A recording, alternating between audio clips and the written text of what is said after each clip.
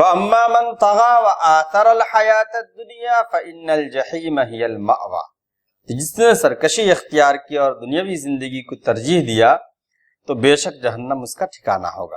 یعنی ہر وہ مادی منفعت جس کا نتیجہ اخروی نقصان کی صورت میں ظاہر ہونے والا ہے، یہ ایک سیدھا سا اصول ہے کہ ہم ایسی مادی منفعت سے یا ایسے مٹیریل بینیفٹ سے اپنے آپ کو دور رکھ لیں جو ہمارے آخرت کے خسران کا باعث بنے۔ ایک بہت سیدھا اصول ہے جو ہم کو سمجھنا چاہیے۔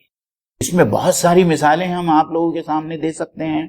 اکثر اور بیشتر ایسا بھی ہوتا ہے کہ ہماری جوان بچیاں جو بہت پڑھی لکھی ہوتی ہے اور ان کو ایمان والا کوئی ایسا جوڑ میسر نہیں آتا کہ جو بہت زیادہ کوالیفائیڈ ہو، اور ایسی ہماری جوان بچیاں غیر مسلموں کے ساتھ میں وہ نسبت قائم کرتی ہے اور اس دنیاوی فلاح کے لیے اور اس دنیاوی زندگی کے لیے اپنی پوری آخرت کو جو ہے وہ تباہ کر ڈالتی ہے، برباد کر ڈالتی ہے۔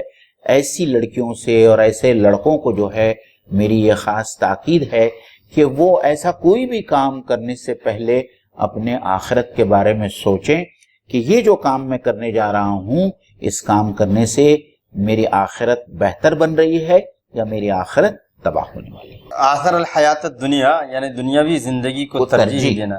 آپ نے بالکل صحیح کہا کہ یعنی بظاہر ہمیں فائدہ دنیا کا لگ رہا ہے، لیکن آخرت کا اگر نقصان ہے تو اس سے کوسوں دور جانا چاہیے۔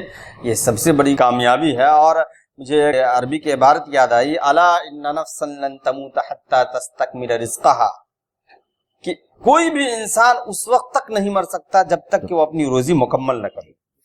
تو اگر ہم اچھی روزی کے لیے یا اچھے کھانے کے لیے، اچھی طرح زندگی گزارنے کے لیے اگر ہم اصل ٹریک سے دوسرے ٹریک پہ چلے جا رہے ہیں تو ہم کو ملنا اتنا ہی ہے جتنا مقدر میں ہے، اس میں ذرہ برابر اضافہ نہیں ہوگا۔ اس راستے پر رہتے تب بھی ملتا۔